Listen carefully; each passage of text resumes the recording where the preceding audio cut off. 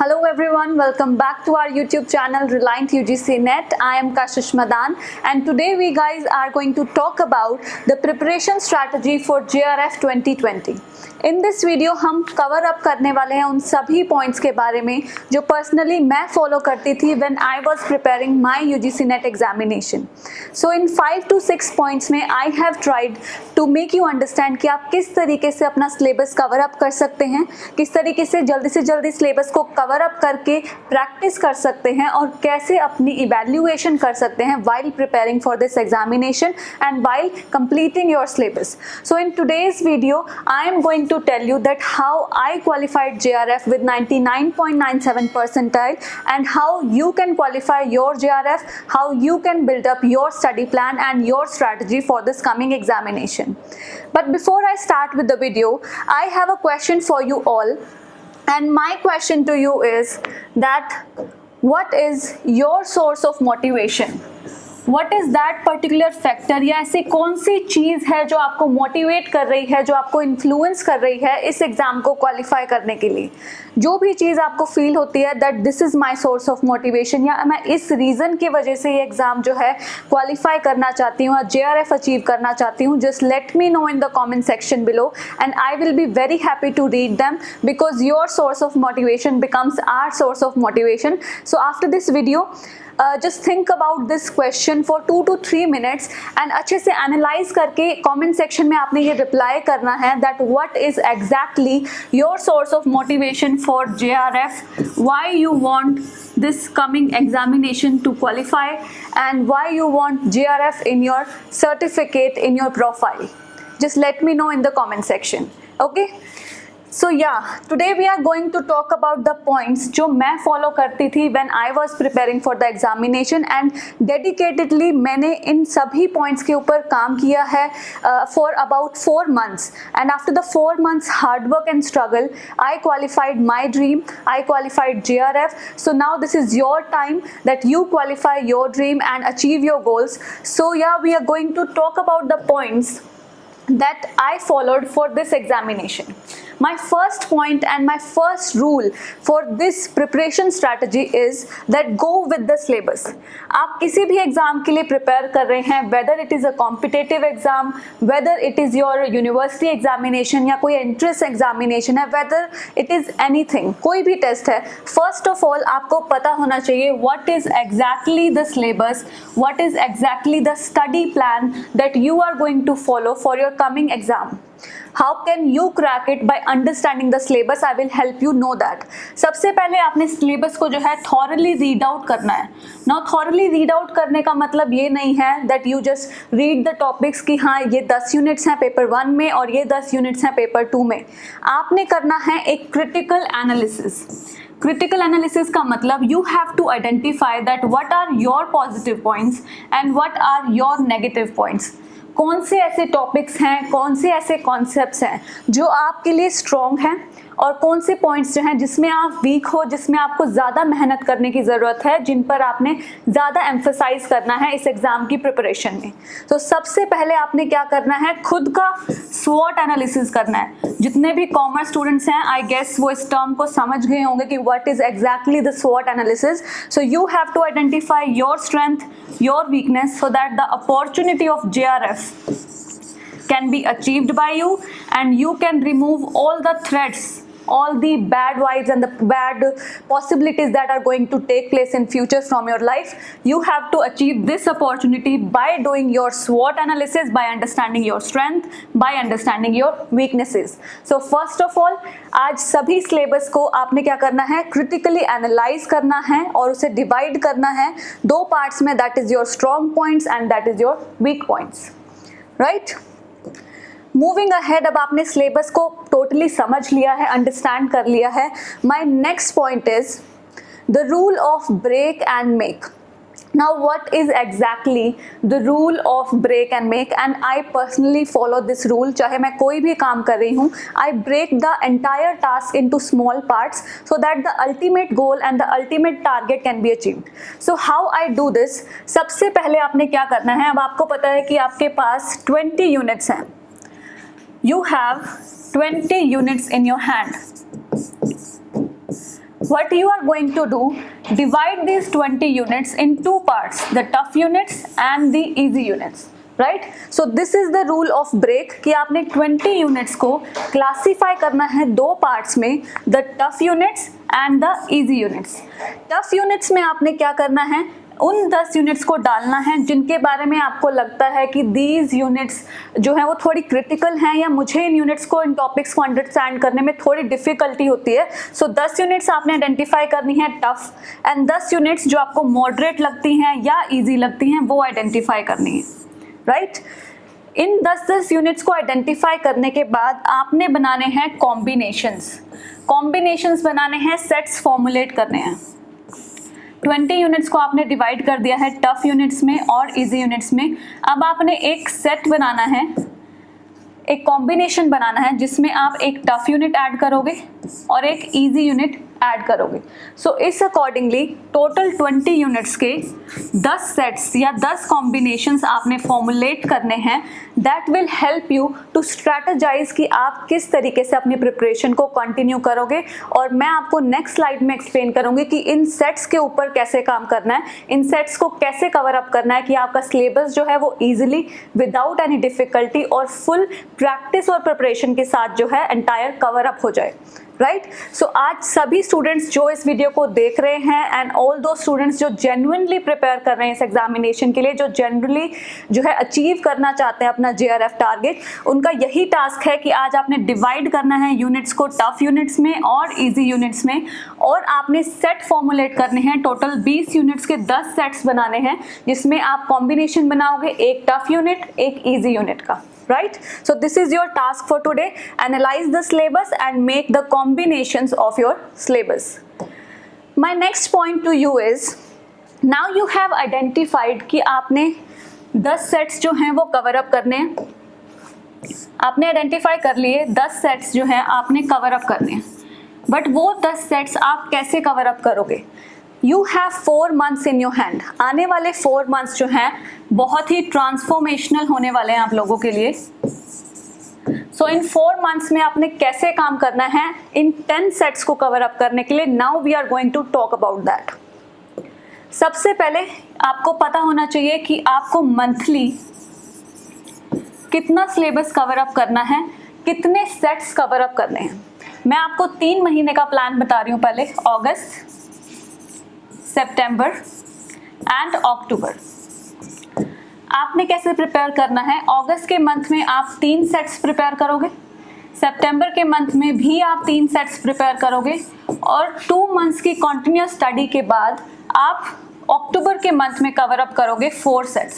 सो इस तरीके से आपके टोटल 10 सेट्स जो हैं वो कवर अप हो जाएंगे और आपका एंटायर सिलेबस जो है वो कंप्लीट हो जाएगा. यानी कि जो टोटली आपने थ्योरेटिकल पार्ट कवर अप करना है, जो प्रैक्टिकल एस्पेक्ट्स की नॉलेज गेन करनी है, उनको आप with in the coming 3 months easily cover up कर सकते हो, राइट?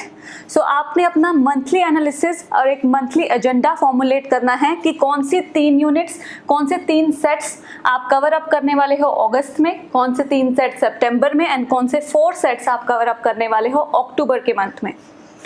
आफ्टर दैट अब आपने डिटरमाइन कर लिया है that you are going to cover 3 sets in the month of August. अगस्त में आपको मिलेंगे 4 वीक्स. इन 4 वीक्स को कैसे यूटिलाइज करना है, this is your next task. हम रिवर्स ऑर्डर में इसलिए फंक्शन कर रहे हैं ताकि आपको क्लियर हो जाए कि स्टेप बाय स्टेप आप कैसे मूव करोगे सिलेबस को कंप्लीट करने की तरफ, राइट? 4 वीक्स में से आप फर्स्ट वीक में डिटरमाइन करोगे कि मैंने फर्स्ट सेट कंप्लीट करना है, सेकेंड वीक में सेकेंड सेट कंप्लीट करूंगी, थर्ड वीक में थर्ड सेट कंप्लीट करूंगी. इस तरीके से मैं टोटल 6 यूनिट्स को कवर अप करूंगी, और जो मेरे पास 4th वीक होगा that is entirely for the revision of the units, and that is entirely for practicing the current affairs, the current topics that are taking place, जो कि हम अपने टेलीग्राम ग्रुप में भी शेयर करते हैं. जो MHRD के इनिशिएटिव है, like recently we shared new education policy, जितने भी अमेंडमेंट्स उसमें हुए हैं, और भी बहुत सारे ऐसे इनिशिएटिव्स हैं जो MHRD लॉन्च करती है, पीपल डेवलपमेंट एंड एनवायरनमेंट से रिलेटेड होते हैं. सो वो 4th वीक आपका एंटायरली इन 6 यूनिट्स की रिविजन के बारे में होगा, और होगा आपके करंट अफेयर्स को कवर अप करने के लिए। सो मंथली करंट अफेयर्स आपने कवर अप करने हैं, रिवाइज करने हैं, रिव्यू करने हैं, उनके नोट्स प्रिपेयर करने हैं in the 4th week of the August month, right. ये हम अगस्त का पर्टिकुलरली स्ट्रक्चर जो है स्टडी कर रहे हैं। नाउ यू हैव आइडेंटिफाइड कि आपने वीकली कितना कितना टास्क कवर अप करना है। वीकली टास्क आपने डिटरमाइन कर लिया, बट आपको डेली भी अपना टास्क डिटरमाइन करना पड़ेगा कि आप डेली 8 आवर्स पढ़ सकते हो, 10 आवर पढ़ सकते हो या 12 आवर पढ़ सकते हो। उसमें से कितने hours, like suppose I am saying मैं 8 आवर्स डिवोट कर सकती हूँ अपनी स्टडी को, जिसमें से मैं 5 आवर्स जो है स्टडी करने वाली हूँ जो टफ यूनिट के टॉपिक्स होंगे, और 3 आवर्स जो है मैं डिवोट करूँगी जो मेरी ईजी यूनिट है उसके टॉपिक्स को। इस तरीके से जब आप डिवाइड करके स्टडी करोगे सो आपको पूरा शेड्यूल जो है वो हैक्टिक नहीं लगेगा, कवर अप करना इजी हो जाएगा, बिकॉज इन 3 आवर्स से आप रिलैक्स्ड फील करोगे और जो मोटिवेशन इस इजी टॉपिक को कवर अप करके आपको मिलेगी उसका आप यूटिलाइजेशन कर सकते हो टफ टॉपिक के लिए या टफ यूनिट के लिए। सो आपने पूरे वीक में डेली अपने गोल डिटरमाइन करने हैं कि मुझे कितना टॉपिक कवर करना है टफ यूनिट का, कितना टॉपिक कवर करना है इजी यूनिट का, ताकि मैं पूरा कंप्लीट सेट यानी कि एक टफ यूनिट और एक इजी यूनिट जो है इजीली कवर अप कर लूँ अपने एक वीक में। और इस वीक में आप अगर 4 डेज टफ यूनिट को दे रहे हो और 2.5 डेज जो है वीक यूनिट को, इजी यूनिट को दे रहे हो, सो आप इजीली कवर अप कर सकते हो अपने सिलेबस को, अपने कंप्लीट सेट को। और ये जो हाफ डे आपके पास बच जाता है, use this as your period of refreshment. Enjoy करना है, माइंड को रिलैक्स करना है, सो दैट आप नेक्स्ट वीक के टास्क के लिए, नेक्स्ट वीक की प्रिपरेशन के लिए अपने माइंड को बिल्डअप कर ले और मोर एनर्जी और मोर मोटिवेशन के साथ जो है नेक्स्ट वीक के लिए अपनी स्ट्रैटेजी तैयार कर ले। सो इस तरीके से अगर आप अपने डिवाइड करते हो, मंथली गोल्स को स्पेसिफाई कर रहे हो, देन आपने अपने वीकली टारगेट्स जो है वो डेवलप कर लिए हैं और आप अपनी डेली टू डू लिस्ट बनाते हो, उसे फॉलो करते हो और कंटिन्यूसली उसके ऊपर प्रैक्टिस कर रहे हो, उसे इम्प्रूव कर रहे हो, then nothing can stop you from achieving your goal. You can easily achieve the target of cracking JRF this time, and that is my promise to you that if you follow these kind of strategy, syllabus will be covered up very easily and very smoothly, right? Next we move on. Yeah, the name of this rule, I call this rule the short term goals to achieve the ultimate goals, right? So you have to build up short strategies, short plans so that you can achieve your ultimate target of JRF. One by one, by improving each day, you will reach your dream of JRF, and trust me, this is going to happen if you prepare yourself in this manner with the help of this strategy, right? So next we have, now you have determined कि आपने daily कितना काम करना है, weekly कितना काम करना है और मंथली आप खुद को प्रैक्टिस कैसे करोगे, यूनिट्स को प्रैक्टिस कैसे करोगे, इवैल्यूएट कैसे करोगे, वो सब आप डिटरमाइन कर चुके हो। प्रॉपर आपके पास स्टडी प्लान है, but you do not have consistency. अगर कंसिस्टेंसी नहीं है, 8 आवर्स का आपने स्टडी प्लान बना लिया लेकिन आप उसको कंसिस्टेंसी के साथ फॉलो नहीं करते हो, तो वो स्टडी प्लान सिर्फ पेपर पर स्टडी प्लान ही रह जाएगा। That is not going to give you anything in return, right? So from now onwards just remember this equation, that passion, that is your JRF, with consistency यानी कि regular efforts with same quality and same level of dedication and motivation will definitely give you success in future. So these 4 months अगर आप consistency के साथ काम कर रहे हो, you will definitely achieve your goal, your target, and I'm repeating this again and again because I want you all कि आप अपने dreams को realize करें, because achieving JRF and qualifying this examination is itself a great feeling, a great achievement for you, right? So what you have to do, अपने study plan को आप religiously follow करेंगे, discipline involve करेंगे अपनी life में। Discipline involve करने का मतलब है कि अगर आपने डिटरमाइन कर लिया कि आज मुझे इतना टाइम पढ़ना है या इतना टाइम अपनी स्टडी को डिवोट करना है, सो आपने किसी भी कंडीशन पर, चाहे कुछ भी हो जाए, you have to devote it in any condition. But being discipline का मतलब ये नहीं है that you forget to enjoy your life. So for that just learned the art of balancing, and this is what I personally believe in, that you should have a balance between your social life, your fun life and your goals and targets. दोनों चीज़ें साथ में चलनी चाहिए. आपने अपनी personal life भी enjoy करनी है. You should involve yourself in motivated task, the things that make you feel happy. So उन सभी चीज़ों में खुद को इन्वॉल्व रखना है, बट अपने गोल से डिस्ट्रैक्ट नहीं होना है. अपने पाथ को कंटिन्यूसली फॉलो करना ही करना है, यानी कि टारगेट हमेशा आपकी प्रायोरिटी होनी चाहिए. Set your goals and work for them with the art of balancing, and set your priorities also. You have to determine that what comes on top for you, what comes next and what comes next. So in this manner, by consistent efforts, regular काम करके, regular improvements के साथ और balance strike करके अपनी social life और अपने targets के बीच में आप easily और बहुत ही smoothly अपने goals को achieve कर सकते हो.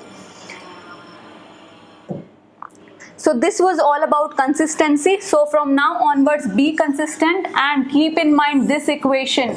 This is going to give you an extreme advantage in the coming 4 months. Next we have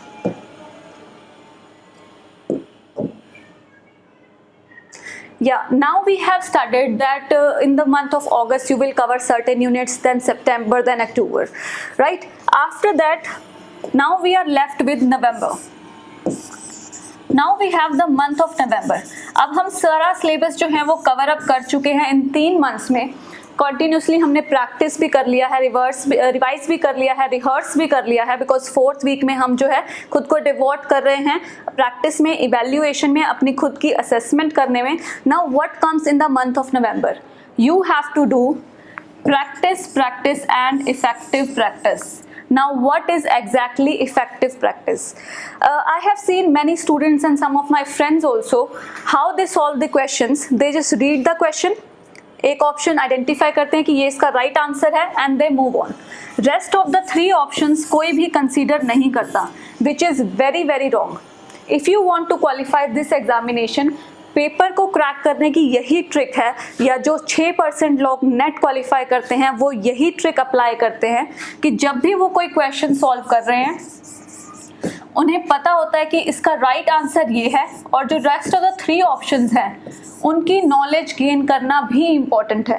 NTA अपने क्वेश्चंस रिपीट नहीं करेगा, बट वो कॉन्सेप्ट्स को रिपीट करेगा, और वो ऑप्शंस जो आपने छोड़ दिए थे ये सोच के कि ये इसका आंसर नहीं है, नेक्स्ट टाइम से उसी से रिलेटेड कोई क्वेश्चन पूछा जा सकता है. सो अगर आप 10 क्वेश्चंस भी दिन में सॉल्व कर रहे हैं और हर एक क्वेश्चन के चारों ऑप्शंस के बारे में आपको नॉलेज है या आप उन्हें अंडरस्टैंड करते हैं, विद दीज 10 क्वेश्चंस ओनली आप प्रिपेयर कर सकते हैं अपने 40 कॉन्सेप्ट्स. सो प्रैक्टिस इस तरीके से करनी है कि आपको हर एक एस्पेक्ट के रिगार्डिंग नॉलेज हो, चारों ऑप्शंस के बारे में नॉलेज हो, चारों ऑप्शंस के बारे में पता हो कि एग्जैक्टली वो क्या होते हैं, बिकॉज नेक्स्ट टाइम उन्हीं में से क्वेश्चंस जो है वो डेवलप होकर आ सकता है. आपने सॉल्व करने हैं previous year question paper time set करके. लाइक पेपर 1 के लिए आपने 1 आवर का टाइम जो है सेट करना है, और पेपर 2 के लिए जो है आपने 2 आवर्स का टाइम सेट करना है. आप फ्लक्चुएट भी कर सकते हैं, बिकॉज एनटीए आपको ऑप्शन देता है एग्जाम में कि आप मूव कर सकते हैं पेपर 1 से पेपर 2 में, पेपर 2 से पेपर 1 में, जैसे भी आप कंफर्टेबल हैं. कोई भी चीज़ आप पहले सॉल्व कर सकते हैं, कोई भी चीज़ आप बाद में सॉल्व कर सकते हैं. सो इस तरीके से आपने प्रीवियस ईयर पेपर सॉल्व करने हैं. प्रीवियस ईयर पेपर सॉल्व करने की एक और इम्पॉर्टेंट ट्रिक क्या है कि आपने कंसेप्चुअल क्लैरिटी लेकर आनी है अपने कॉन्सेप्ट्स में. कैसे लाएंगे वो आप कंसेप्चुअल क्लैरिटी? आपने अंडरस्टैंड कर रहे हैं कि पैटर्न ऑफ क्वेश्चन क्या है, किस तरीके से क्वेश्चन पूछे जा रहे हैं, किस पर्टिकुलर टॉपिक में से, किस बात के ऊपर वो ज़्यादा एम्फसाइज कर रहे हैं. क्या वो फैक्चुअल इंफॉर्मेशन के ऊपर एम्फसाइज कर रहे हैं, या आपकी एनालिटिकल नॉलेज को, आपकी क्रिटिकल थिंकिंग्स को एनालाइज करना चाहते हैं. सो प्रीवियस ईयर क्वेश्चंस पढ़ने का, सॉल्व करने का मेन एजेंडा या मेन मोटिव यही है कि आप क्वेश्चन के पैटर्न को अंडरस्टैंड करें कि क्या वो फैक्चुअल हैं या फिर वो एनालिटिकल हैं, और अंडरस्टैंड करें किस टॉपिक पर कितना एम्फसाइज करने की इंपॉर्टेंस है. राइट? नेक्स्ट आपने रिवाइज करने हैं सारे करंट टॉपिक्स, तो अपने करंट टॉपिक के नोट्स अभी से बनाना स्टार्ट कर दीजिए अगर आप इस एग्जाम को क्वालिफाई करना चाहते हैं।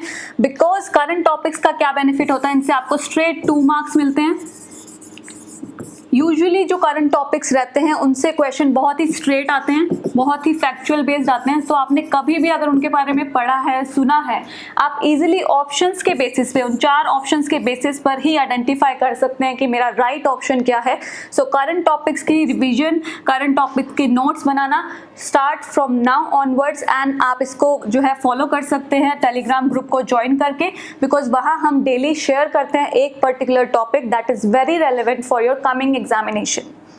Next you have to focus upon the practical aspects. अब आपको पता है बहुत सारे practical questions आते हैं। स्ट्रेट जो क्वेश्चन आपके पास आता है वो आता है DI, यानी कि 5 क्वेश्चंस और 10 मार्क्स तो डेफिनेट आपके DI से बनने वाले हैं। नेक्स्ट आपके पास मैथमेटिकल रीजनिंग है, जिसमें से भी टोटली आपको 4 to 5 क्वेश्चंस, अगेन 10 मार्क्स बनने वाले हैं। इस हिसाब से कॉमर्स के स्टूडेंट के लिए अकाउंटेंसी में से प्रैक्टिकल क्वेश्चंस हैं, स्टैट्स में से प्रैक्टिकल क्वेश्चंस हैं, टैक्सेशन में से प्रैक्टिकल क्वेश्चंस हैं, और इन प्रैक्टिकल क्वेश्चंस को सॉल्व करने की सिर्फ एक ही ट्रिक है, दैट इज प्रैक्टिस। जितने ज़्यादा क्वेश्चंस आप सॉल्व करेंगे उतनी आपकी practical understanding of the concept build up होगी, उतने न्यूमेरिकल सॉल्व करने में आपको इजी रहेगा।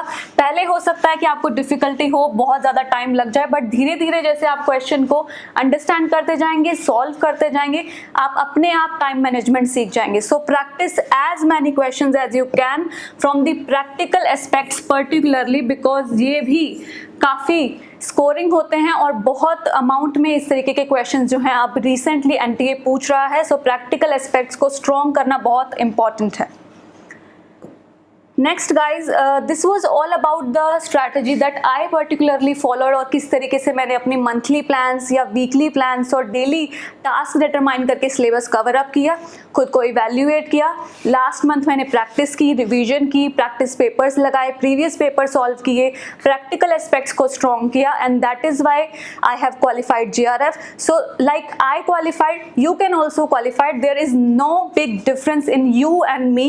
Even you guys are more intelligent and more smart than me. So follow these steps and build up your own strategy, because you all are unique in yourself. जैसे भी आपको comfortable लगता है, जितने भी आप स्टडी आवर्स डिवोट कर सकते हैं, उस तरीके से अपनी स्ट्रैटेजी को बिल्डअप करें और अपने इस ड्रीम को, इस JRF की जो आपका गोल है, जो आपका टारगेट है, उसे आप अचीव कीजिए। So next, my most favorite is that due to this situation, I can understand all of us are very stressed, very negative, because nothing is clear. सब कुछ uncertain हो रहा है और कुछ clarity नहीं मिल रही है कहीं से। So आपने कुछ stress नहीं लेना है, बिल्कुल भी anxiety नहीं feel करनी है, and for that also I will conduct motivational sessions for you in my coming videos. So the only and only key to achieve something positively is that you stay motivated, you stay positive in each and every aspect of your life. So consider yourself unique, you are different and unique in your own self. Believe in yourself, surround yourself with the people who are positive, energetic, जो लोग आपको motivate करते हैं, उन लोगों के साथ रहिए। और आपने क्या करना है, now onwards, जो भी चीज़ आपको ऐसा लगता है that I cannot do it, change it to I can do it, because you can, and you are going to be a star, a warrior very soon. So build up the positive mindset and be motivated and energetic each and every day. And that is why मैंने video की शुरू में आपसे एक question पूछा था that what motivates you for JRF, और मेरा मेन मोटिव इसके लिए यही था कि मैं जान सकूंगी आपकी ऐसी क्या सोर्स ऑफ मोटिवेशन है जिसकी वजह से आप JRF करना चाहते हैं, और उसको रोज आप रिमाइंड करके एनर्जाइज कर सकते हैं खुद को कि मैं किस लिए इस गोल को, इस टारगेट को जो है वो अचीव करना चाहती हूँ। Right, so please let me know in the comment section कि आप क्यों इस JRF को अचीव करना चाहते हैं। सो yeah guys, that is all from my side. I hope इस वीडियो के थ्रू आपको थोड़ा मोटिवेशन या थोड़ा मैं इन्फ्लुएंस कर पाई होंगी रिगार्डिंग द JRF. स्टिल अगर आपको कोई डाउट है, कोई क्वेरी है, आप हमें कॉन्टैक्ट कर सकते हैं on the numbers flashing on your screen. And I wish you all the success and a very very bright future. Thank you so much for watching. अगर आप थोड़े से भी मोटिवेटेड हुए हैं, then give this video a thumbs up, share it with your friends, and all the very best guys. Have a great day ahead. Thank you so much.